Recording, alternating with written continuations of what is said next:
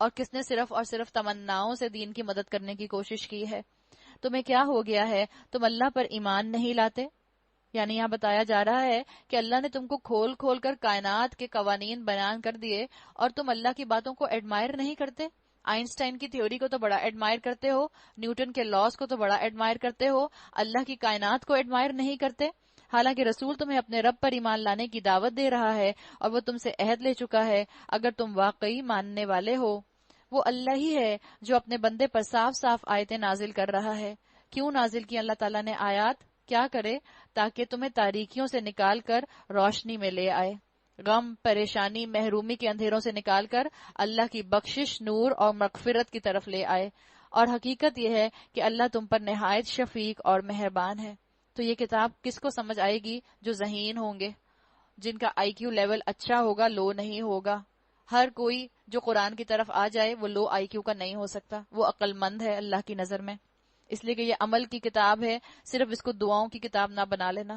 یہ زندوں کا دستور ہے، یہ جو زندہ انسان ہے ان کا کانسٹیٹیوشن ہے، ہم نے اس کو مردوں کا منشور بنا لیا ہے، تو اس میں ہماری غلطی ہے۔ یہ کتاب اللہ نے مجھے اور آپ کو سیکھنے کے لیے اور عمل اور ہدایت کے لیے دی تھی، لیکن مسلمانوں کا عقل کا کیا کہنا کہ مسلمانوں نے اس کو ثواب، دعاؤں کی اور مردوں کی کتاب بنا کر رکھ دیا۔ آپ دیکھیں وہی عرب جس کے اندر علم نام کی چیز نہیں تھی، جب یہ قرآن آیا ہے تو کیسے وہاں پر ایکسپلوژن آف نالج ہوا ہے کہ اللہ تعالیٰ نے ان کی زندگیوں کو پلٹ کر رکھ دیا، اللہ تعالیٰ نے ان کے اندھیروں کو، لا علمی کے اندھیروں کو دور کر کے رکھ دیا۔ اللہ نے کہا اللہ تم پر نہایت شفیق اور مہربان ہے۔ آخر کیا وجہ ہے تم اللہ کی راہ میں خرچ نہیں کرتے، حالانکہ زمین اور آسمانوں کی میراث اللہ ہی کے لیے ہے۔ تم میں سے جو لوگ فتح کے بعد خرچ اور جہاد کریں گے وہ کبھی ان لوگوں کے برابر نہیں ہو سکتے جنہوں نے فتح سے پہلے خرچ کیا ہے اور جہاد کیا ہے۔ جب تک اسلام مغلوب ہے اس پر عمل کرنے کا اجر بہت زیادہ ہے۔ جب اسلام غالب آ جائے گا، ڈومیننٹ ہو جائے گا، تو آنے والوں کا اجر جو ہوگا، اسلام کے دائرے میں جو آئیں گے ان کا اجر پچھلے لوگوں کے برابر نہیں ہو سکتا جنہوں نے اسلام کو اس وقت تھاما جب اسلام انسانوں کے پیروں تلے تھا، جب اسلام کو کوئی عمل کرنے کے لیے اپنے دل کی زینت نہیں بناتا تھا۔ آج اسلام پر عمل کرنا حقیر سمجھا جاتا ہے، تو یہ اسلام وہ ہیرا ہے جو مٹی میں گرد آلود ہو رہا ہے۔ وہ عقل مند ہے جو اس کو اٹھا کر اپنے سر کا تاج بنا لے۔ پھر آپ دیکھیں اللہ آپ کو کیا مقام دیتا ہے۔ ان کا درجہ بعد میں خرچ اور جہاد کرنے والوں سے بڑھ کر ہے۔ آج میرے اور آپ کے لیے ہندوؤں کی رسم پر عمل کرنا ایکسیپٹیبل ہے۔ اسلام آپ کے اور میرے لیے آج اجنبی ہے، اسلام آپ کے اور میرے لیے غریب ہے، بدعات ہمارے لیے جانی پہچانی ہے اور سنت اجنبی ہے۔ قرآن کا ترجمہ نہ آنا اٹس کوائٹ نیچرل، ایسا لگتا ہے ہمیں، اور قرآن کا ترجمہ آنا انوکھی بات لگتی ہے۔ کسی کو قرآن کا ترجمہ آتا ہو ہم اس کو اتنا ایلیویٹ کر دیتے ہیں، ہم کہتے ہیں ہاں تمہیں قرآن کا ترجمہ آتا ہے، اچھا تم تو بڑی اللہ والی ہو۔ جو آپ کو مرد مسجد میں 5 وقت نماز کے لیے جاتا ہوا نظر آ جائے گا، لوگ اس کو بہت نیک سمجھتے ہیں، اس لیے کہ ہم جس ایکسٹریم پر ہیں اس ایکسٹریم کے اوپر ہم نے دین کو بالکل ایک طرف کر دیا ہے۔ اگر کوئی مسجد جانا شروع کر دیتا ہے لوگوں کی نظر میں وہ بڑا ولی اللہ بن جاتا ہے، اگر کوئی عورت اپنا سر کور کر لیتی ہے لوگوں کی نظر میں بڑی نیک بن جاتی ہے، لوگ کہتے ہیں ہاں بڑی نیک خاتون ہے، ان سے دعا کرا لیتے ہیں۔ تو دین کو اس وقت آپ کی اور میری مدد کی ضرورت ہے۔ دین والے علم والے ہوتے ہیں، عقل اور ذہانت والے لوگ قرآن کی طرف آتے ہیں۔ اگر آپ اپنے آپ کو ذہین سمجھتی ہیں، اگر آپ اپنے آپ کو انٹلیکچوئل سمجھتی ہیں تو آپ قرآن کی بات پر لبیک ضرور کہیں گی، اور اللہ کو بھی پھر آپ پر بہت پیار آئے گا۔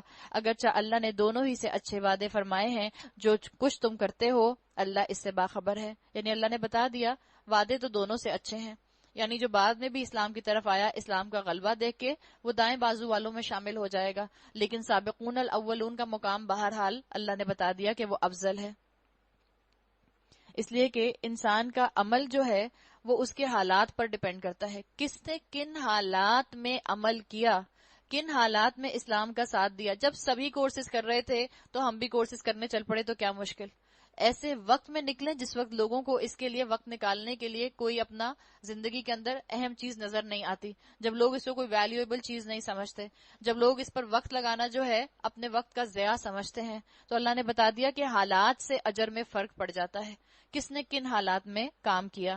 کون ہے جو اللہ کو قرض دے، اچھا قرض، تاکہ اللہ اسے کئی گنا بڑھا کر واپس دے، اور اس کے لیے بہترین اجر ہے، یہاں قرض حسن سے مراد ہے اللہ کے دین کی سربلندی کے لیے، علم پھیلانے کے لیے خرچ کرنا۔ آپ وہ واقعہ سن چکی ہیں ابو دہدا کا، کہ جنہوں نے اپنا 600 کھجور کے درختوں کا باغ، جب یہ آیت سنی تھی کہ اللہ قرض مانگتا ہے، تو رسول اللہ کو انہوں نے تحفے میں دے دیا تھا کہ میں نے اللہ کو قرض دے دیا، اور ان کا گھر اس کے اندر تھا۔ وہیں گئے، باہر سے آواز لگائی کہ ابو دہدا کی ماں، میں نے یہ گھر اللہ کو قرض میں دے دیا ہے۔ اور وہ اللہ کی بندی کیا تھی، ان کی بیوی کے اپنے بچوں کو ہاتھ میں پکڑ کر فوراً باہر نکل کر آ گئیں، اس لیے کہ انہوں نے اللہ کو یہ قرض دے دیا تھا۔ آج ہمیں کوئی آفر کرے کہ آپ اپنا فیز 8 کا پلاٹ جو ہے وہ بیچ دیں، ہم آپ کو مینہٹن میں ایک اسٹیٹ دلائیں گے، ہم بیچیں گے کہ نہیں بیچیں گے؟ فوراً بیچیں گے، اس لیے کہ ہمیں مینہٹن میں اسٹیٹ مل رہی ہے پوری کی پوری۔ آج جنت کے لیے پکار آتی ہے، آج اللہ کو قرض دینے کے لیے پکار آتی ہے۔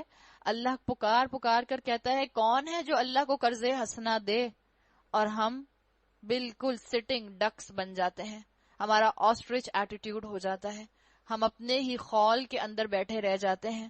اللہ کے وعدے ہمیں سچے نہیں لگتے۔ یاد رکھیں، بغیر کچھ دیے جنت نہیں ملنے والی۔ کچھ دیں گے، ہاتھ اپنا خالی کریں گے اور خالی ہوگا تو اس میں جنت آئے گی۔ بند مٹھیوں کے ساتھ جنت نہیں کمائی جاتی۔ اس دن جبکہ تم مومن مردوں اور عورتوں کو دیکھو گے کہ ان کا نور ان کے آگے آگے اور ان کی دائیں جانب دوڑ رہا ہوگا۔ کہاں سے آیا یہ نور؟ آیت نمبر وہ آپ اپنا سورہ آل عمران کو دہرا لیجئے، جہاں سے چوتھا پارہ شروع ہوا تھا، جہاں آتا ہے لن تنالوا البر حتی تنفقوا مما تحبون۔ وہاں سے آیا یہ نور۔ انہوں نے اللہ کی راہ میں وہ کچھ خرچ کیا جس سے وہ محبت کرتے تھے، جو ان کو عزیز تھا، جو ان کو محبوب تھا۔ ان سے کہا جائے گا آج بشارت ہے تمہارے لیے، جنتیں ہوں گی جن کے نیچے نہریں بہ رہی ہوں گی، جن میں وہ ہمیشہ رہیں گے۔ یہی ہے بڑی کامیابی، یہی ہے ریئل اچیومنٹ۔ اس روز منافق مردوں اور عورتوں کا حال یہ ہوگا کہ مومنوں سے کہیں گے ذرا ہماری طرف دیکھو تاکہ ہم تمہارے نور سے کچھ فائدہ اٹھا لیں، تھوڑا سا نور دے دو۔ دنیا میں چیٹنگ کرنے کی عادت تھی، اس لیے آخرت میں بھی چیٹنگ کرنے کے لیے جو ہیں اپنا عمل آگے بڑھائیں گے۔ دنیا میں بھی یہی کرتے تھے کہ فلاں کا ساتھ دے دو کامیابی مل جائے گی، اور کامیابی کا ساتھ دے دیتے تھے۔ یہاں پر بھی یہ انہی لوگوں سے نور مانگیں گے، مگر ان سے کہا جائے گا پیچھے ہٹ جاؤ، اپنا نور کہیں اور تلاش کرو۔ پھر ان کے درمیان ایک دیوار حائل کر دی جائے گی جس میں ایک دروازہ ہوگا، فَضُرِبَ بَيْنَهُمْ بِسُورٍ لَهُ بَابٌ، اس دروازے کے اندر رحمت ہوگی اور باہر عذاب ہوگا، یعنی مومن اور منافق الگ الگ ہو جائیں گے۔ وہ مومنوں سے پکار کر کہیں گے کیا ہم تمہارے ساتھ نہیں تھے؟ کیا ہم تمہارے ساتھ مسجد نہیں جاتے تھے؟ کیا ہم تمہارے ساتھ درس میں نہیں جاتے تھے؟ کیا ہم اکٹھے مل کر شاپنگ اور پارٹیز نہیں اٹینڈ کرتے تھے؟ مومن جواب دیں گے ہاں، مگر تم نے اپنے آپ کو خود فتنے میں ڈالا اور موقع پرستی کی اور شک میں پڑے رہے، اور جھوٹی توقعات تمہیں فریب دیتی رہیں۔ نفاق کے 4 سٹیجز اس آیت میں بیان کر دیے۔ کیا؟ بلا ولکنکم فتنتم انفسکم، تم نے اپنے آپ کو ifs اینڈ بٹس میں ڈالا، وتربصتم، اور تم موقع پرستی کی تلاش میں رہے، ہر چیز میں ڈیلے کیا، کر لیں گے، کل کر لیں گے، عید کے بعد کر لیں گے، حج کے بعد کر لیں گے، اگلے سال کر لیں گے، 50 سال کی عمر میں کر لیں گے، وارتبتم، اور تم شک میں پڑے رہے، وغرتکم الامانی، اور جھوٹی توقعات تمہیں فریب دیتی رہیں۔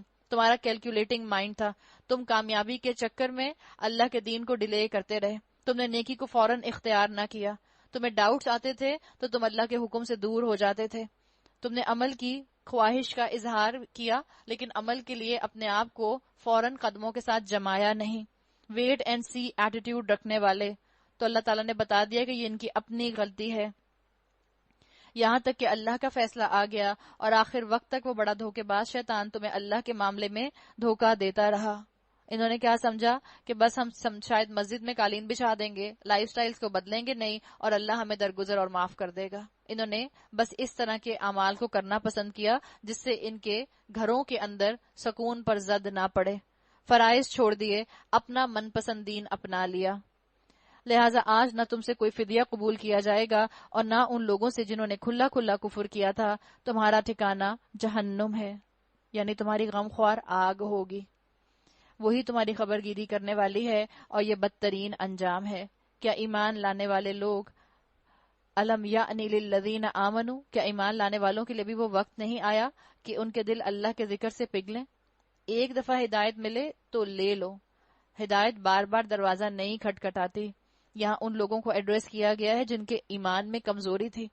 اللہ سوال کر رہا ہے الم یعنی للذین آمنوا، کیا ابھی تک ایمان والوں پر وہ وقت نہیں آیا ان تخشع قلوبہم لذکر اللہ، کہ اللہ کے ذکر سے ان کی آنکھیں نم ہو جائیں، اللہ کے ذکر سے ان کے دل خشیت کا شکار ہو جائیں، اللہ کے ذکر سے ان کے جسم پر خشوع طاری ہو جائے، اللہ کے ذکر سے ان کے مسلز کے اندر نمنس ہو جائے.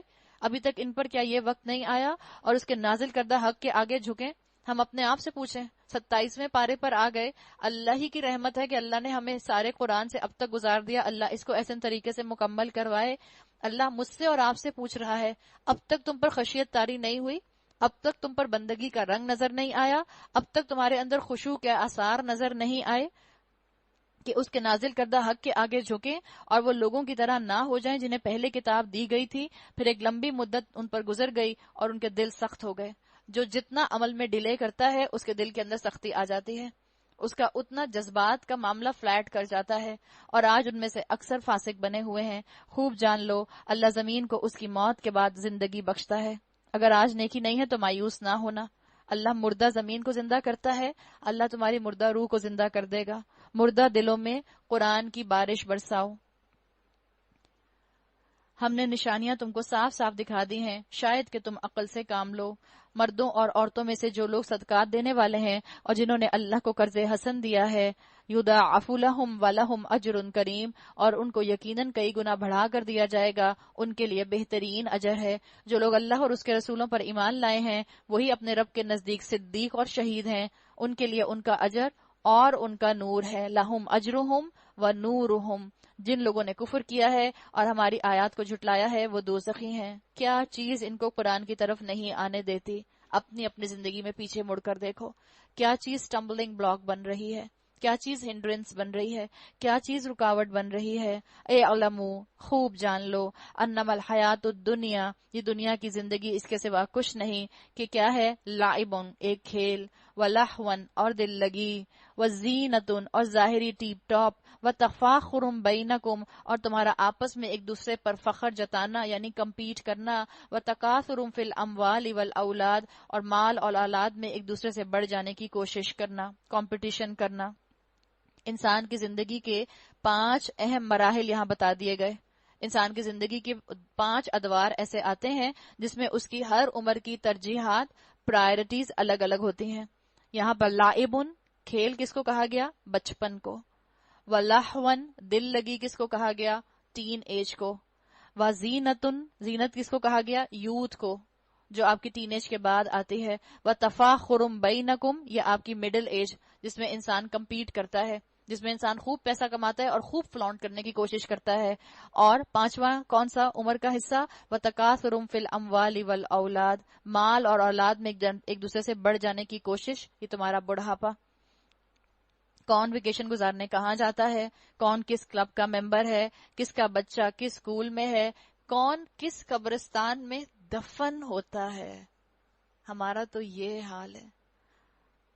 وتفاخر بینکم، قبروں کے اندر بھی کمپٹیشن. ہم نے ہر چیز کو اوکیزن بنا لیا ہے، فنکشن بن گیا ہے. موت کے اوپر بھی کیٹرنگ ہوگی تو بلیک کلر کی کراکری آئے گی. موت کے اوپر بھی ٹینٹ لگیں گے تو بلیک کلر کے نیٹ کے ٹینٹ لگیں گے. تھیم ہوگی آپ کے سویم کی دن کی کہ آپ سب کو بلیک کپڑے پہن کر آنے ہیں. اور بلیک کپڑے پہن کر کیوں آنے ہیں؟ یہ بھی ایک کمپٹیشن کا میدان ہے. بتا دیا گیا. دنیا میں تو اللہ نے کہہ دیا ہر چیز کو ڈکے ہے، لیکن انسان عبرت کہاں حاصل کرتا ہے؟ اللہ نے یہ 5 سٹیجز انسان کی زندگی کی بتا دیں، اور آپ ان 5 سٹیجز میں سے پہلی 3 سٹیجز کو تو بہت جلدی کراس کر جاتے ہیں. صرف یہ 1-2 مڈل ایج آتی ہے، اس میں انسان ایک دوسرے پر فخر جتاتا رہتا ہے. وتفاخر بینکم، حالانکہ یہی عمر کا حصہ ہوتا ہے جس میں سب سے زیادہ نیکی کمانی ہوتی ہے، جس میں سب سے زیادہ اللہ کے قریب ہونا ہوتا ہے، اس لیے کہ ساری صلاحیتیں اپنے عروج پر ہوتی ہیں. اللہ نے کیا کہا؟ انسان کی زندگی کے 5 ادوار. بظاہر انسان کو لگتا ہے اچھا یہ 5 ادوار مجھے گزارنے ہیں، بڑا مزہ کروں گا. اللہ نے کہا کمثل غیث، اعجب الکفار نباتہ ثم یہیج فتراہ مصفرا ثم یکون حطاما. اس کی مثال ایسی ہے جیسے ایک بارش ہو گئی تو اس سے پیدا ہونے والی نباتات کو دیکھ کر کاشتکار خوش ہو گئے، پھر وہی کھیتی پک جاتی ہے اور تم دیکھتے ہو کہ وہ زرد ہو گئی، پھر وہ بھس بن کر رہ جاتی ہے. اس کے برعکس آخرت وہ جگہ ہے جہاں سخت عذاب ہے اور اللہ کی مغفرت اور اس کی خوشنودی ہے. دنیا کی زندگی ایک دھوکے کی سوا کچھ نہیں. تو کیا کرو؟ اگر تم نے کمپیٹ کرنا ہی ہے تو دنیا میں مت کمپیٹ کرو. سابقوا الی مغفرۃ من ربکم وجنۃ عرضھا کعرض السماء والارض. ایک دوسرے سے اگر تم نے کمپیٹ کرنا ہے تو دوڑو، ایک دوسرے سے آگے بڑھنے کی کوشش کرو اپنے رب کی مغفرت اور اس جنت کی طرف جس کی وسعت آسمان اور زمین میں ہے، جو مہیا کی گئی ہے ان لوگوں کے لیے جو اللہ اور اس کے رسولوں پر ایمان لاتے ہیں. یہ اللہ کا فضل ہے جسے عطا کرتا ہے، اللہ بڑا فضل والا ہے. تو مجھے اور آپ کو تسلی دے دی گئی کہ وسعت والا اللہ ہے. اگر اللہ کے دین پر چلتے میں تمہیں لگتا ہے تمہاری زندگی تنگ ہو رہی ہے تو یہ دنیاوی اسباب ہیں. ظاہر پر مت غور کرو، باطن پر چیزوں کے غور کرو. اگر آج مشکل آ رہی ہے کل آسانی آئے گی، اللہ وسعت لے کر آئے گا. زندگی تو ہر ایک کی گزر جاتی ہے، یہ 5 ادوار تو ہر ایک پر آتے ہیں، لیکن جیسے فصل جو ہے وہ بھوس بن جاتی ہے ایک دن، ایسے ہی انسان کی زندگی کا بھی ایک دن خاتمہ ہونا ہوتا ہے. اس عمر کے ہر حصے کو عبرت کے ساتھ گزارو. عبرت کے ساتھ گزارو گے تو گناہ اور نقصان میں نہیں پڑو گے. عبرت کے ساتھ گزارو گے تو اپنے ہر موقع کو اوکیزن نہیں بناؤ گے، ہر موقع کو فلانٹ کرنے کا سامان نہیں بناؤ گے. اللہ تعالیٰ نے یہاں پر بتا دیا ما اصاب من مصیبت فی الارض ولا فی انفسکم الا فی کتاب من قبل ان نبرأها. کوئی مصیبت ایسی نہیں ہے جو زمین میں یا تمہارے اپنے نفس پر نازل ہوتی ہو اور ہم نے اس کو پیدا کرنے سے پہلے ایک کتاب یعنی نوشتہ تقدیر میں لکھ نہ رکھا ہو. شیطان خیال ڈالتا ہے کہ تم دین پر نکلی ہو نا، اس لیے مشکل آئی ہے. اللہ نے کہہ دیا کہ جو تمہاری تقدیر میں لکھی ہے وہ مشکل آنی ہی آنی ہے. ما اصاب من مصیبت، اصابہ کا لفظ بتاتا ہے کہ تمہاری ہر مشکل ٹیلر میڈ ہوتی ہے، وہ تمہارے لیے ٹارگٹ کی گئی ہوتی ہے، تمہاری تقدیر میں ہوتی ہے. چاہے تم اللہ کی نافرمانی کرتے تب بھی آتی، چاہے تم اللہ کے فرما بردار ہو تب بھی آئی.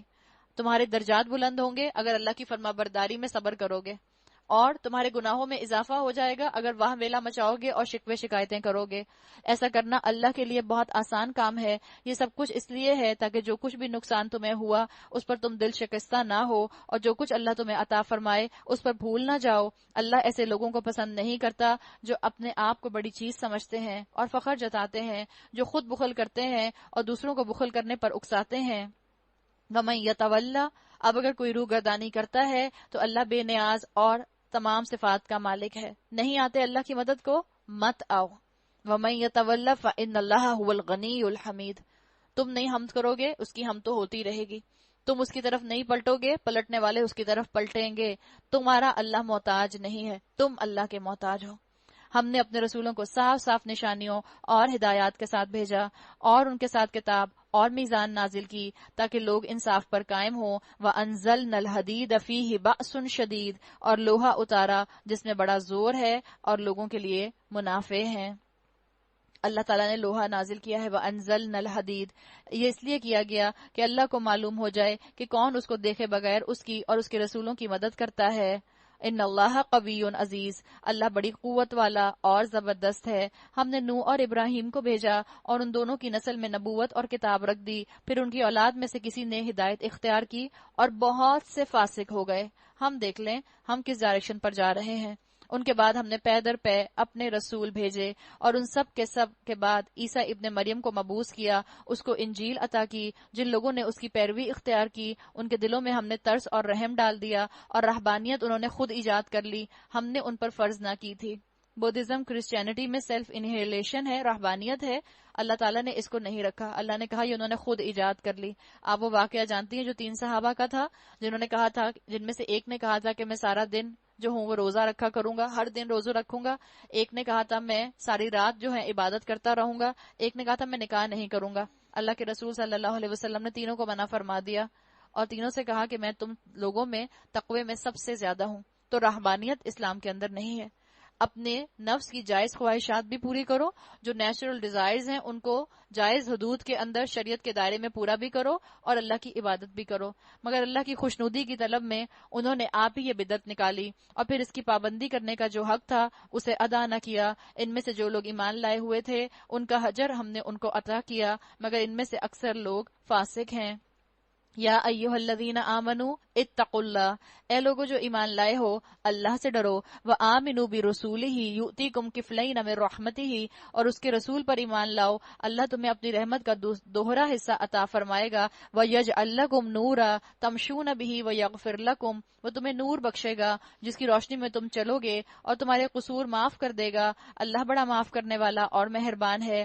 تم کو یہ روش اختیار کرنی چاہیے تاکہ اہل کتاب کو معلوم ہو جائے کہ اللہ کے فضل پر ان کا کوئی اجارہ نہیں، اور یہ کہ اللہ کا فضل اس کے اپنے ہی ہاتھ میں ہے، جسے چاہتا ہے عطا کرتا ہے، واللہ ذو الفضل العظیم، اللہ بڑے فضل والا ہے۔ یعنی اللہ کا دین غالب کرنا ہر نبی کا مقصد ہوا کرتا تھا، اور یہ کام تو ہو کر رہنا ہے۔ اب انسان کی چوائس ہے، انسان اپنے ہاتھ میں علم کا نور لے کر پھرنے والا بنتا ہے، یا انسان اپنے جسم کے ساتھ گناہوں کو اٹیچ کر کے رب کا نافرمان اور شیطان کا دوست بن کر زندگی گزارتا ہے۔ سورت مجادلہ، مجادلہ کا مطلب ہوتا ہے جھگڑنے والی عورت۔ بسم اللہ الرحمن الرحیم۔ قد سمع اللہ، 28واں پارہ، قد سمع اللہ قول التی تجادلوک فی زوجہا وتشتکی الی اللہ واللہ یسمع تحاورکما ان اللہ سمیع بصیر۔ اللہ نے سن لی اس عورت کی بات جو اپنے شوہر کے معاملے میں تم سے تکرار کر رہی ہے اور اللہ سے فریاد کیے جاتی ہے، اللہ تم دونوں کی گفتگو سن رہا ہے، وہ سب کچھ دیکھنے والا اور سننے والا ہے۔ یہاں پر اس رسم کی طرف اشارہ کیا جا رہا ہے جو عرب کے معاشرے میں بہت زیادہ پیوست تھی، بہت زیادہ لوگ اس کا شکار تھے۔ سورہ احزاب میں اس کا ذکر آ چکا ہے، جس رسم کو زہار کا قانون کہا جاتا ہے۔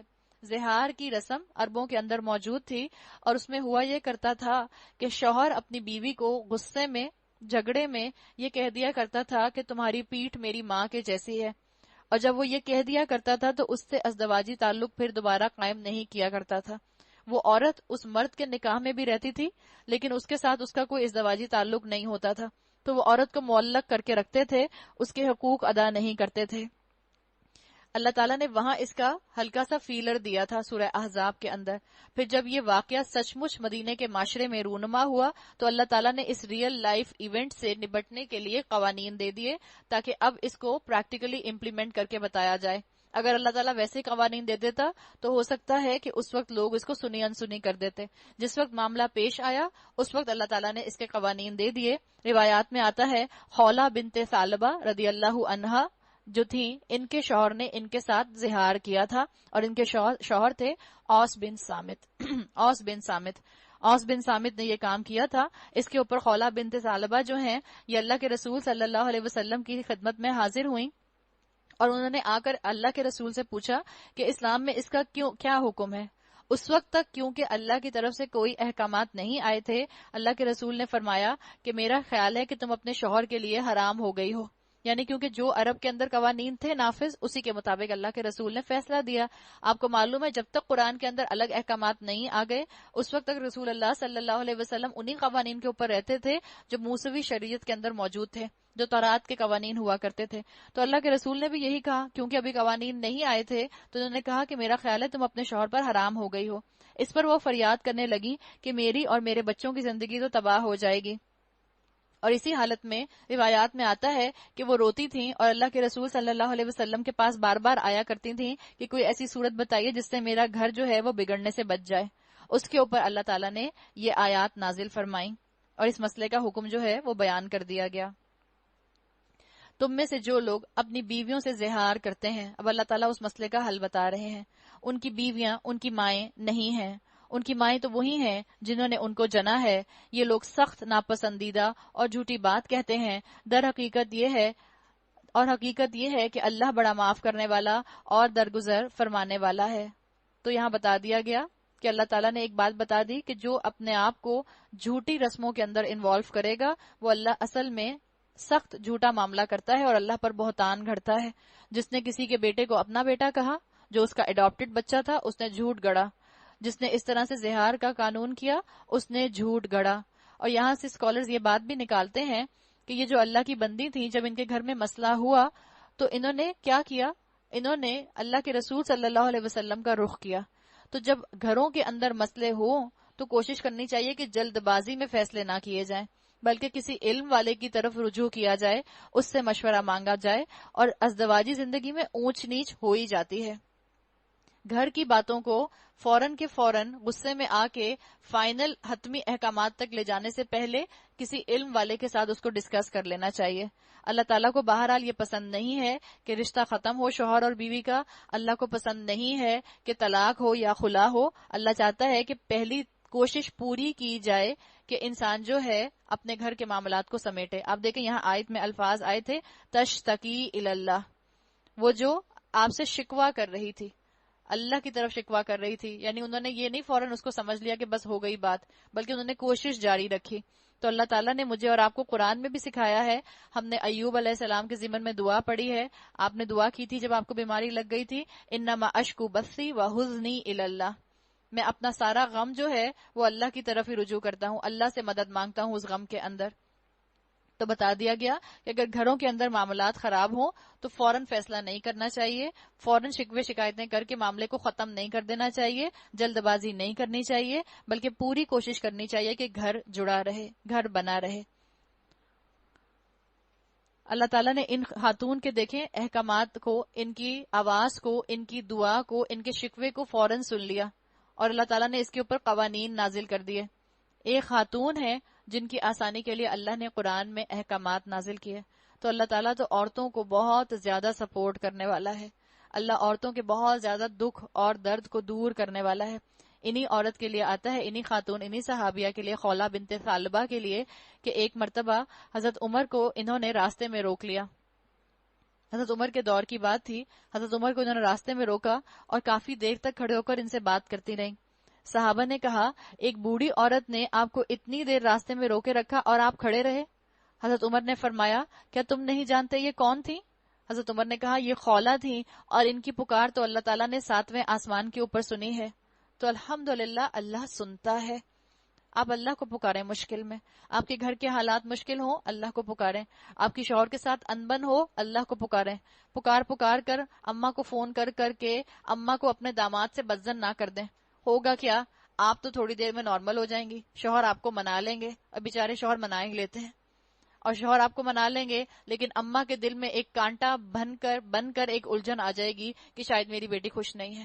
تو عقل مند عورتیں وہ ہوتی ہیں جو اپنا شکوہ سب سے پہلے اللہ کی طرف کرتی ہیں۔ اللہ اپنی اس مخلوق کے اوپر کبھی ظلم نہیں کرے گا۔ اللہ نے نہ عورتوں پر ظلم کیا ہے، اور نہ اللہ یہ پسند کرتا ہے کہ دنیا میں رہنے والے مرد عورتوں کے اوپر ظلم کریں۔ تو جو عورتیں دنیا میں مردوں کے ہاتھوں ستائی جاتی ہیں، اللہ تعالیٰ ان کو ان کے اجر کا بدلہ ضرور دے گا۔ جنہوں نے کسی بھی طرح سے مردوں کا ظلم سہا ہے، ان کی طرف سے کوئی ٹینشن برداشت کی ہے، اللہ عورتوں کو کمپنسیٹ ضرور کرے گا۔ اب کفارہ بتا دیا گیا۔ جو لوگ اپنی بیویوں سے زہار کریں پھر اپنی اس بات سے رجوع کریں جو انہوں نے کہی تھی، تو قبل اس کے کہ دونوں ایک دوسرے کو ہاتھ لگائیں ایک غلام آزاد کرنا ہوگا۔ اس سے تم کو نصیحت کی جاتی ہے، جو کچھ تم کرتے ہو اللہ اس سے باخبر ہے۔ جو شخص غلام نہ پائے وہ 2 مہینے کے پے در پے روزے رکھے قبل اس کے کہ دونوں ایک دوسرے کو ہاتھ لگائیں، اور جو اس پر قادر نہ ہو وہ 60 مسکینوں کو کھانا کھلائے۔ سخت کفارہ رکھا گیا تاکہ ذمہ داری کا احساس مردوں کے اندر آئے، اور مردوں کو پتا چلے کہ یہ عورتیں جو ہیں تمہارے استعمال کرنے کے کھلونے نہیں ہیں، ان سے جو چاہے جیسے چاہو ویسے مت بول دینا، یہ اللہ کی مخلوق ہیں، یہ ایک انڈیویجول اینٹی ہیں، ان کو ایسے ہی ٹریٹ کرو کہ اللہ نے تم کو نعمت کے طور پر یہ عورتیں دی ہیں تاکہ تمہارے گھروں کے اندر سکون باقی رہے۔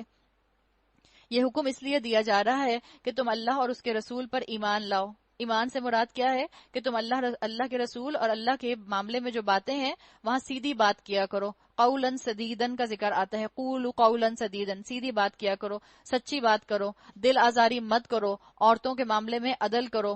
اور جو کفارہ رکھا گیا وہ اس لیے سخت رکھا گیا تاکہ آئندہ کے لیے مرد کیئرفل رہیں۔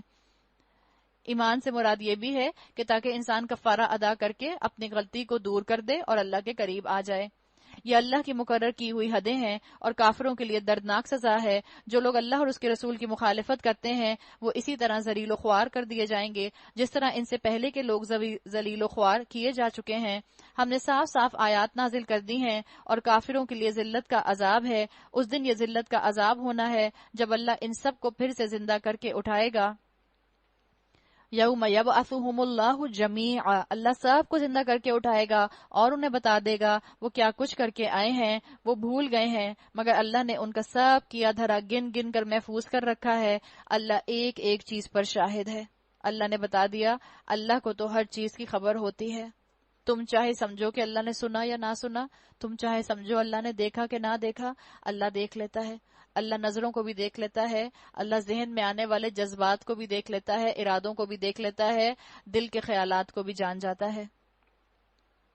آج ہماری آپس کی جو لڑائیاں ہیں، حقیقت ہے کہ ہماری آپس کی لڑائیاں کم ہو سکتی ہیں، خاص طور پہ شوہر اور بیوی کے اندر، اگر ہم لوگ اللہ سے جڑ جائیں۔ اگر عورت اللہ سے جڑ جائے تو یقیناً وہ بہت صبر کر سکتی ہے، اس لیے کہ اللہ نے عورت میں بڑی ٹینسائل اسٹرینتھ رکھی ہے۔ دیکھیں قرآن کون سن رہا ہے، آپ یا آپ کے شوہر؟ آپ سن رہی ہیں، تو اپنے شوہر سے ایکسپیکٹ نہ کرنے لگ جائیں کہ اب وہ ایک متقی انسان بن جائیں گے پہلی شوال سے، اور اس کے بعد سے نہ وہ آپ کو غصے سے دیکھیں گے، نہ وہ آپ کو ڈانٹیں گے، نہ وہ آپ کو گھوریں گے، نہ وہ آپ سے جھگڑا کریں گے، نہ وہ آپ کی باتوں کسی کو رد کریں گے۔ ایسا تو ممکن نہیں ہے۔ قرآن کس نے پڑھا؟ یہ 30 پارے انشاءاللہ کون پڑھ لے گا؟ میں پڑھ لوں گی، آپ پڑھ لیں گی۔ تو مجھے اور آپ کو صبر کرنا سیکھنا ہے۔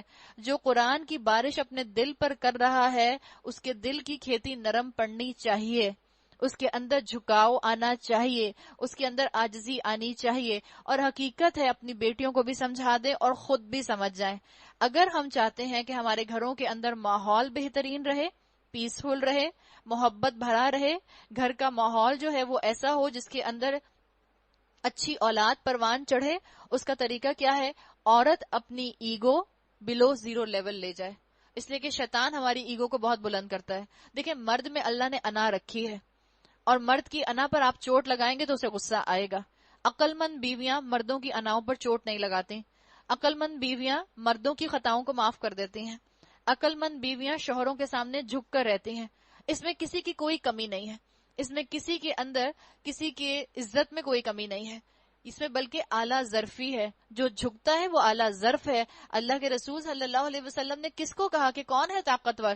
وہ پہلوان نہیں جو سامنے والے اوپوننٹ کو ہرا دے اور زمین پر گرا دے، بلکہ وہ اصل طاقتور ہے جو اپنے غصے پر قابو پا لے۔ عورت اپنے غصے کو قابو میں کر لے تو ہمارے گھروں کے اندر ماحول بہت بہتر ہو سکتے ہیں۔ شیطان ترکی بترکی جواب دلواتا ہے اور گھر کا ماحول ٹینس ہوتا ہے، اور یہ ٹینشن سارے کا سارا بچوں تک فلٹر ڈاؤن کرتا ہے۔ اپنے بچوں کی خاطر، اپنے آنے والی نسل کی خاطر اور اپنی آنے والی نسل کی تربیت کی خاطر خاموش رہنا سیکھیں اگر ان کو کبھی غصہ آ جائے۔ آپ دیکھیں خود بخود ان کے غصے میں کمی آنا شروع ہو جائے گی وقت کے ساتھ ساتھ۔ تو اللہ نے بتا دیا، اللہ ہر چیز پر شاہد ہے۔